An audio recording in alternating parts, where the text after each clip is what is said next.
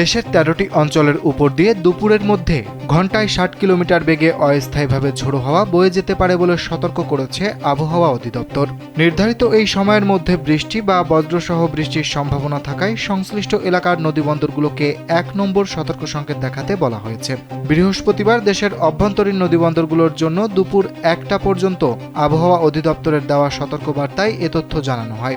5+ star rating প্রাপ্ত দেশের সর্বোচ্চ বিদ্যুৎ সাশ্রয়ী ওয়ালটন এসি স্মার্ট কমফোর্ট এখন নেক্সট লেভেলে। বার্তায় বলা হয়েছে, রংপুর, টাঙ্গাইল, ময়মনসিংহ, ঢাকা, ফরিদপুর, খুলনা, বরিশাল, পটুয়াখালী, কুমিল্লা, নোয়াখালী, চট্টগ্রাম, কক্সবাজার এবং সিলেট অঞ্চলের উপর দিয়ে দক্ষিণ বা দক্ষিণ-পূর্ব দিক থেকে ঘন্টায় ৪৫ থেকে ৬০ কিলোমিটার বেগে অস্থায়ীভাবে ঝোড়ো হাওয়া বয়ে যেতে পারে। এ সময় বৃষ্টি অথবা বজ্রসহ বৃষ্টির শঙ্কা রয়েছে। তাই ভোর ৫টা থেকে দুপুর ১টা পর্যন্ত জারি করা সতর্কবার্তায় এসব এলাকার নদীবন্দরগুলোকে ১ নম্বর সতর্ক সংকেত দেখাতে বলা হয়েছে।